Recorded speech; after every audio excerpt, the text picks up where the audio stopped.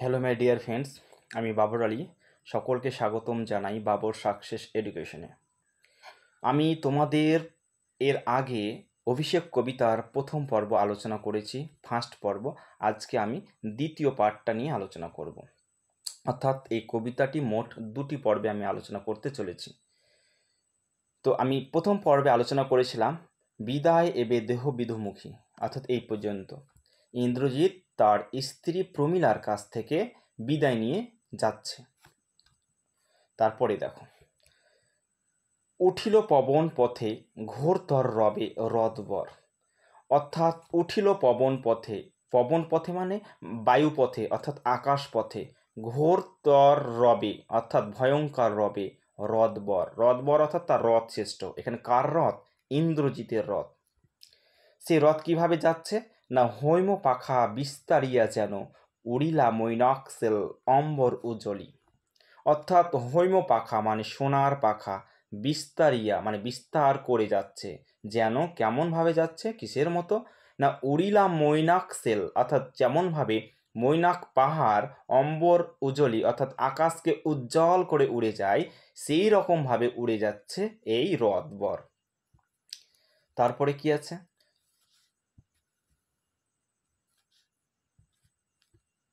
সিঞ্জিনী আকর্ষী রোষে ঢংকারিলা ধনু বীরেন্দ্র। এই জায়গাটা মনে রাখবে যে সিঞ্জিনী শব্দের অর্থ কি? সিঞ্জিনী শব্দের অর্থ হলো ধনুকের ছিলা। ধনুকের ছিলা আকর্ষী রোষে অর্থাৎ টান দিয়ে রাগের চোটে ঢংকারিলা ধনু অর্থাৎ ঢংকার অর্থাৎ আওয়াজ করে উঠল তার ধনুক, বীরেন্দ্রের ধনুক। অর্থাৎ বীরেন্দ্র কে এখানে?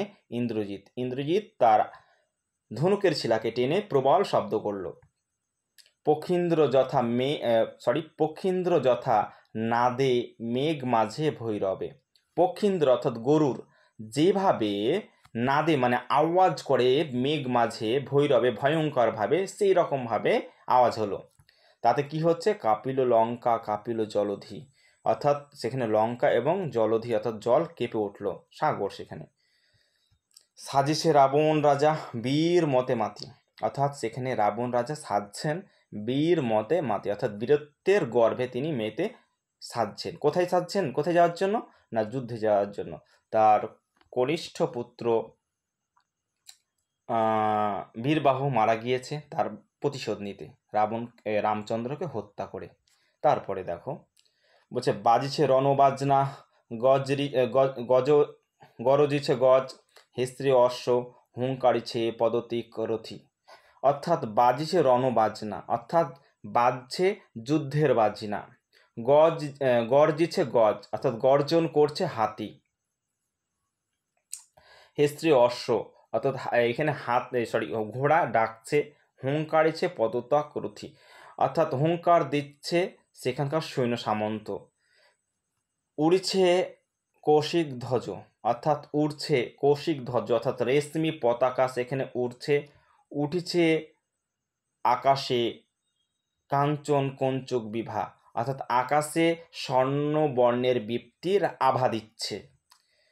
হেনকালে অর্থাৎ সেই সময়ে, তথা অর্থাৎ সেখানে, দ্রুত গতি অর্থাৎ খুব তাড়াতাড়ি উতরিলা মেঘনাথ রথি। আর সেই জায়গাখানে কোথায়? না লঙ্কাতে, যেখানে যুদ্ধের জন্য রাবণ সাজছে, হ্যাঁ, রণবাজনা বাজছে, হাতি ডাকছে, ঘোড়া ডাকছে, তারপর তার পদাতিক সৈন্যগুলো হুঙ্কার দিচ্ছে, সেই জায়গাখানে কোথায় অবতরণ করলেন? ইন্দ্রজিৎ। তার ফলে কি হচ্ছে?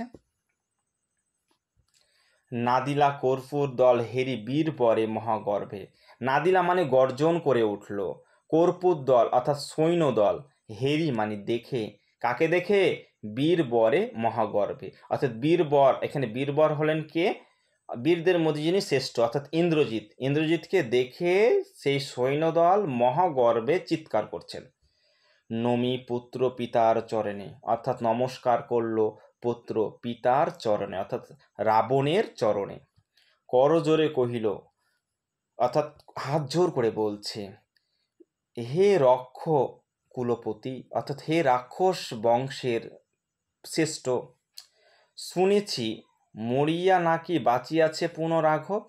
আমি শুনলাম নাকি রাঘব অর্থাৎ রামচন্দ্র নাকি মরে গিয়েও আবার বেঁচে উঠেছে, এ মায়া পিতা বুঝিতে না পারি। বলছে এই মায়া, যে একটা মানুষ মরে গিয়েও বেঁচে উঠেছে, এই মায়া পিতা আমি বুঝিতে পারিতেছি না। তারপরে কি বলছে, কিন্তু অনুমতি দেহ, কিন্তু বেঁচে গেছে তো, তুমি আরেকবার অনুমতি দাও, অনুমতি দেহ অর্থাৎ অনুমতি দাও, সমূলে নির্মূল করিব পামরে আজি। সমূলে নির্মূল অর্থাৎ তার বংশের মূল থেকে আমি তাকে নির্মূল করে দেব, নির্বংশ করে দেব, করিব পামরে। পামর শব্দের অর্থ হলো নীচ পাপিষ্ঠ, পাপিষ্ঠকে আজি। এখানে নীচ পাপিষ্ঠ কে? রামচন্দ্রকে এখানে নীচ পাপিষ্ঠ বা পামর বলেছেন এখানে। ঘোর শরণলে, ঘোর শরণলে, শরণল অর্থাৎ অগ্নি অস্ত্রে করি ভস্ম, তাকে অগ্নি অস্ত্র দিয়ে ওকে ভস্ম করে দিব, পুড়িয়ে ছাই করে দিব। বায়ু অস্ত্রে উড়াইব তারে, অথবা বায়ু অস্ত্র দিয়ে তাকে উড়িয়ে দেব। নতুবা বাঁধিয়া আনি দিব রাজপথে, নতুবা কি করব, তাকে বেঁধে এনে রাজপথে হাজির করব। তাহলে কি বলল, যে একবার অনুমতি যদি দাও তাহলে ওই পামরকে আমি কি করব, নির্বংশ করে দেব। হ্যাঁ, তাকে শরণল দিয়ে আমি ভস্ম করে দিব, নাহলে বায়ু অস্ত্র দিয়ে উড়িয়ে দেব, নতুবা তাকে বেঁধে এনে দেব। এই কথাগুলো বলল। এর ফলে তারপরে তার বাবার কি প্রতিক্রিয়া দেখো।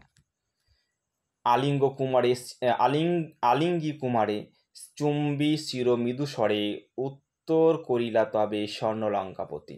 এই কথা শুনে আলিঙ্গন করলো তার ছেলেকে এবং তার মাথায় একটা চুম্মা দিল এবং মৃদু স্বরে অর্থাৎ আস্তেভাবে সুস্থভাবে তার পুত্রকে বলছে লঙ্কাপতি অর্থাৎ রাবণ। কি বলছে,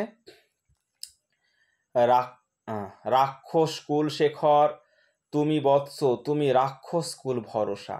ওর বাবা বলছে যে তুমি রাক্ষস কুল শেখর অর্থাৎ তুমি রাক্ষস বংশের শেখর অর্থাৎ বীর শ্রেষ্ঠ, তুমি বৎস, তুমি রাক্ষস কুল ভরসা, তুমি রাক্ষস বংশের ভরসা, তুমি তো ভরসা। তুমি যদি এই এই বিপদে ঘোর সময়ে তুমি যদি হত্যা হয়ে যাও তাহলে তো রাক্ষস বংশ নির্বংশ হয়ে যাবে। তাহলে তো তুমি হলো রাক্ষস কুল বংশের ভরসা। এ কাল সমরে অর্থাৎ এই ভয়ঙ্কর সময় নাহি চাহে প্রাণ মম পাঠাইতে তোমা বারংবার। অর্থাৎ তোমাকে এই ভয়ঙ্কর সময় কাল সমরে অর্থাৎ এই ভয়ঙ্কর যুদ্ধে তোমাকে আমার প্রাণ, দেখো বলছে নাহি চাহে মানে চাই না, প্রাণ মানে মন, মম মানে আমার, পাঠাইতে তোমা মানে তোমাকে বারংবার, আমার মন তোমাকে পাঠাইতে বারবার বাধা দিচ্ছে, মন চাইছে না তোমাকে যুদ্ধে পাঠাতে। তারপর কি বলছে, হাই হাই বিধি হাই বিধি বাম মমপতি। হাই আক্ষেপ করে বলছে, কে বলছে, রাবণ বলছে যে বিধি অর্থাৎ বিধাতা বা ভাগ্য, বিধি অর্থাৎ এখানে ভাগ্য, বাম অর্থাৎ বিরূপ, মম মানে আমার প্রতি, অর্থাৎ ভাগ্য আজ আমার বিরূপ, অর্থাৎ আমার ভাগ্য সাথে নেই, এখন আমার ভাগ্য আমার সঙ্গে নেই। নাহলে কেন বলছে, কেন ভাগ্য সাথে নেই, কথাটা কেন বলছে দেখো। বলছে কে কবে শুনেছে পুত্র ভাসে শিলা জলে। ওর ছেলেকে বলছে যে কেউ কোনোদিন শুনেছে পুত্র যে শিলা অর্থাৎ পাথর কোনোদিন জলে ভাসে।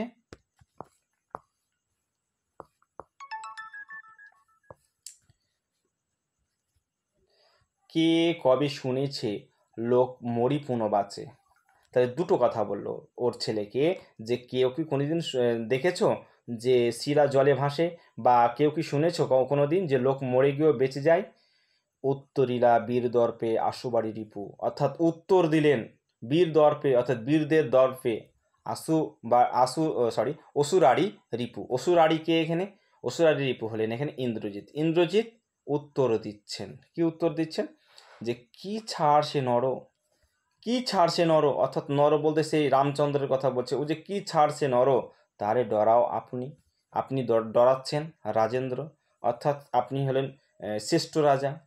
থাকিতে দাস যদি যাও রণে তুমি, এ কলঙ্ক পিত ঘুচিবে জগতে। বলছে যে থাকিতে দাস, তোমার এই দাস তোমার ছেলে যে তোমার হুকুম শুনতে সর্বদা প্রস্তুত, সেই দাসকে রেখে তুমি যদি রণে যাও, যুদ্ধে যাও, তাহলে এটা একটা কলঙ্ক ঘটে যাবে। আর এই কলঙ্ক ঘুষিবে জগতে, অর্থাৎ ছড়িয়ে যাবে এই জগতে। এই কথাটা, এই কলঙ্কের কথা পিতা যাবে পুত্র থাকতে এটা ছড়িয়ে যাবে। আর কি হবে বলছে যে হাসিবে মেঘ বাহন, মেঘ বাহনকে অর্থাৎ মেঘকে বাহন করেন যিনি, অর্থাৎ এখানে ইন্দ্র, দেবরাজ ইন্দ্র। হাসিবেন মেঘ বাহন অর্থাৎ হাসবে দেবরাজ ইন্দ্র। ঋষিবেন দেব অগ্নি, অগ্নিদেব রুষ্ট হবেন। দুইবার আমি হারানো রাঘবে, আর একবার পিতা দেহ আজ্ঞা মোরে, দেখিব এবার বীর বাঁচে কি ঔষধে। অর্থাৎ তার বাবাকে বলছে আমি এই রামচন্দ্রকে দুইবার হারিয়েছি, আর একবার পিতা আমাকে আজ্ঞা দাও, দেখব এবার সে কিভাবে বেঁচে যায়। কহিরা রাক্ষসপতি, রাক্ষসপতি এবার বলছে যে কুম্ভকর্ণ বলি মম ভাই, তাই তাই আমি জাগানো অকালে ভয়ে। হাই সে দেহ তার, দেখো সিন্ধু তীরে ভূপতিত, গিরিসিংহ কিংবা তরু যথা বজ্রাঘাতে।